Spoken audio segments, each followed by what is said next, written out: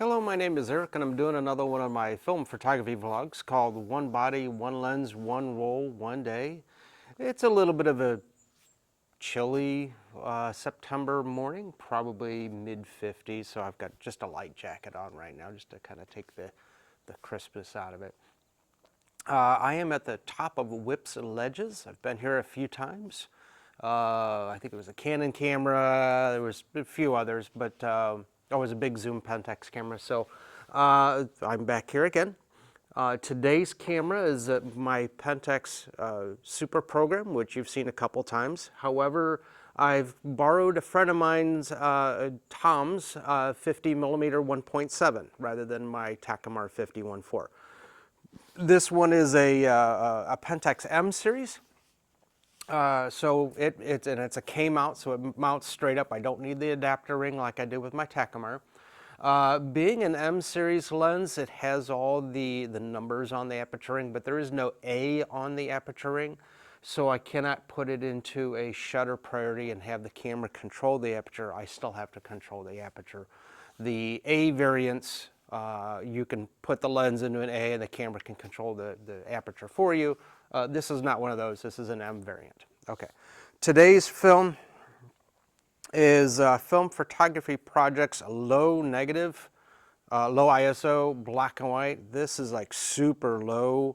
I've shot one roll of this before, but when I was on vacation, but it was before I was doing this, I think. Maybe I did an episode with it. Sometime I'd have to go back and look. But this is an ISO 6 film. So this is very, very slow. Nice and high contrast. It is blue sensitive, so they say, you know, don't shoot it with a yellow filter, or don't shoot it in tungsten lights. It's great for bright sunny days, which is what this is, or with studio strobes, which you really have to crank your strobes up because of how low speed film this is. Kind of doing a little bit of reading up on it because I, wasn't paying that much attention when I shot it the first time.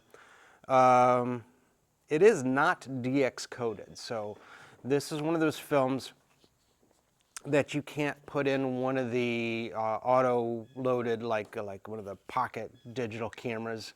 I've shot a couple, like some of the Pentax IQs or Nikon Zoom Touches and stuff like that. Because the canister doesn't have that silver black checker pattern on it, those cameras all default to 100 ISO, and this is ISO 6, so you would totally be way, way underexposed by about 4 stops.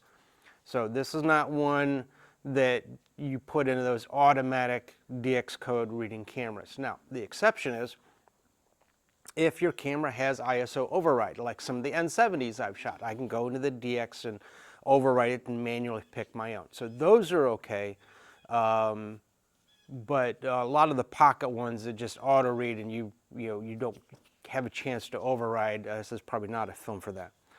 Now, I did take a look, and my Pentax Super Program does have ISO 6, so I'm set for ISO 6, so I should get good meter readings. This is part of a batch of film that I got off of eBay. It was about 8 or 9 rolls. Some of the other stuff, I've got their boxes, and it's only about a year or 2 out of date, so I'm not making any adjustments. I'm shooting this straight up. In that batch, I got 3 rolls of this. So this is kind of baselining it, making sure exposures look good and stuff like that. All right, I'm going to load it up. Oh, and as you noticed, I pulled out my Trek Tech monopod. Figured with ISO 6, I might be getting some really slow shutter speeds. I'm going to probably try to stay out in the sun. But if I go to kind of more shady areas just to see, I'm really going to drag down my shutter. What I was reading was at ISO 6, I mean, basically if you follow the Sunny 16 rule, you could fire about a 60th of a second at like f4 or maybe a 125th at 2.8. Where some of the, like a 400 speed film, you'd be like, a 1,000th of a second at f4. So again, very, very slow stuff. And just to help me out, I brought my monopod. All right, let me load it up and then start walking around. Let me see what I can get. Okay, so I'm all loaded up, and what I read was correct. About a 1/4 of a second is getting, a 60th of a second, or not a fourth, f4. I'm getting about a 60th a second and at 2.8, which is where I'm at right now. It's reading 125 pointing out towards the sun. So 125, I don't necessarily need my monopod. Still might use it just for the heck of it, just so I can kind of bounce, maybe get some F8 stuff in there, which means I'll probably roll in about an 1/8 of a second, which I know I can't handhold. All right, let me start walking down the path that way. Let me see what I can get.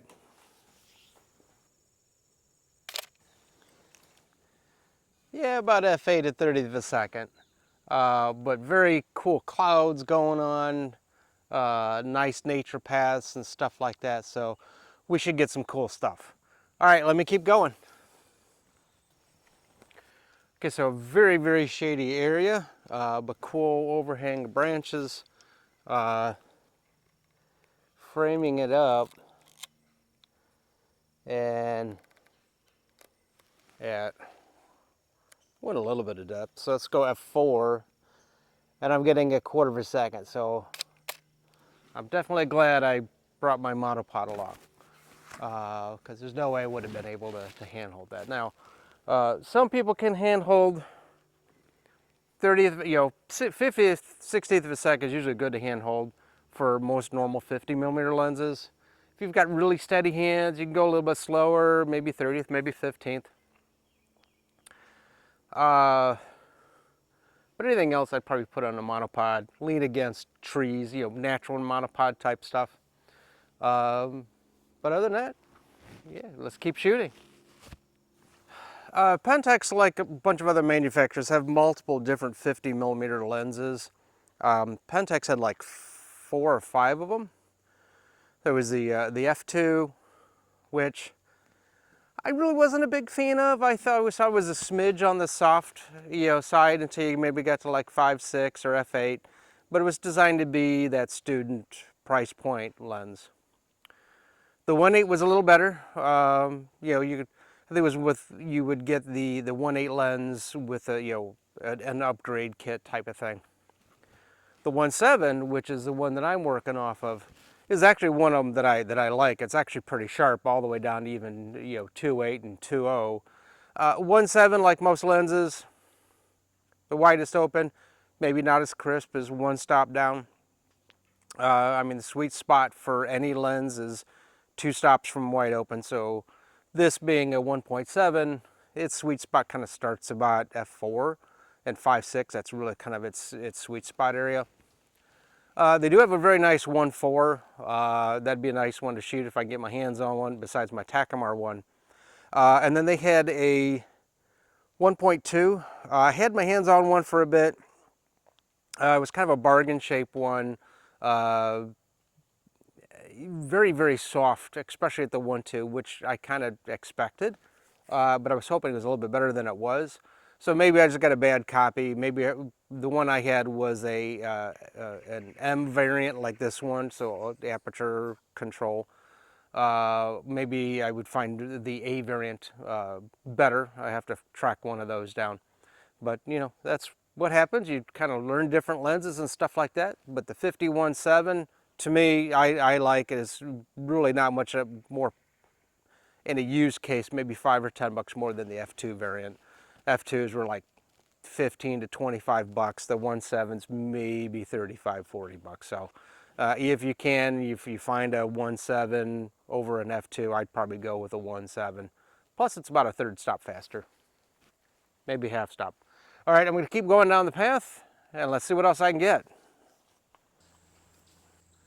So this film is not blue sensitive, which is a little bit different than normal panchromatic black and white film, which is most of the stuff that's out there, but it's also different than the orthochromatic. The orthochromatic is not red sensitive. This is not blue sensitive, so it's going to be interesting to see the differences between between the two. And I shot some ortho stuff before, so I can kind of compare the images. So as you're looking at films and stuff like that, kind of decide which ones you're looking at. This is, again, not blue sensitive. Orthochromatics are not red sensitive. If you go with the standard panchromatic like Tri-X or T-Max or Delta or some of the other black and whites that are out there, you know, decide if you're going to use a filter. Today would have been an awesome day to use a yellow filter. However, this film says don't use a yellow filter because it doesn't work so well because this is not blue sensitive. So it'd be like almost like totally black, I think. So watch your films, you know, decide what you're going to shoot. If you want to try experimental stuff, this is, to me, experimental stuff because I've never shot it before. And then go from there. As you go through, decide what films you like. I like a couple of them. I'm kind of going on a couple others. As far as traditional black and whites, I like Kent Mears 200. Nice rich black, nice gray tonal scale. But Kent Mears 100 and 400 doesn't, to me, have a nice rich black, but they've got a very nice grayscale. Now, I like a little bit of a nice rich black, so as far as the Kent Mears 100, 200, 400 black and white goes, I like their 200. You might like the 1 to 4. It's all personal preference. Now, could you tweak them with filters? Sure. But again, those that are either red sensitive or blue sensitive, be careful which filters you use because you could be kind of contradicting or blocking out all the light that the camera needs. All right, I got one more path to head down that way. Took some photos of a lone tree. I am on shot 19. I think this was a roll of 24, so I got about 5 more shots left. And then let's keep going.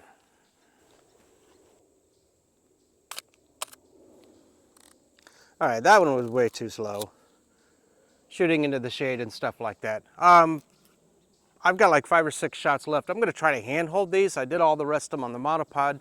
So these last ones I'm going to handhold because you can see I'm kind of going out into a sunny area. So I should be able to handhold it at, yeah, F28, I'm hitting 125th, 250th. So I should be able to handhold that. So let me get some shots down the path here. Let me see what I can get.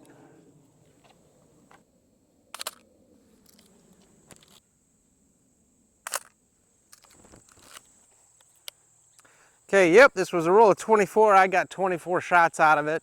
Remember, these old manual cameras got a release button somewhere on them, typically on the bottom. So I'm going to push that down. I'm going to rewind it. It's about as many shots as you've taken, is about as many rewinds it is. Then you'll feel it let go. Okay, and there's my film. Again, today's camera was a Pentax Super Program. You've seen this one a couple different times. This is my friend Tom's 50mm 1.7, so thank you, Tom. I'll make sure I send you the link to this episode with the images at the end. I did one of Tom's cameras. He had an ME. This is the Super Program that I shot on an episode. You'll see the results of that camera too. Today's film was Film Photography Project's low ISO black and white, ISO 6. So be careful when you're using this with a camera that has an auto DX reader if you cannot, if you can override the ISO. If you can't, probably not the best idea to use it because your camera is going to default to 100, which is way underexposing this film. All right, photos will be posted at the end. Feel free to give a thumbs up if you like them. Feel free to comment if your own experience with the low ISO. They do have a low ISO color, kind of a bluish cast to it. I don't think I have a roll of that, but I've shot a roll of that before. All right, feel free to subscribe. New episodes come up about every Friday, every Saturday. Maybe a bonus location episode happens every now and then. The Mansfield Reformatory episode's out, and a live theater episode's out. So maybe we want to check those out too. All right. Thanks for watching, and we'll see you next episode.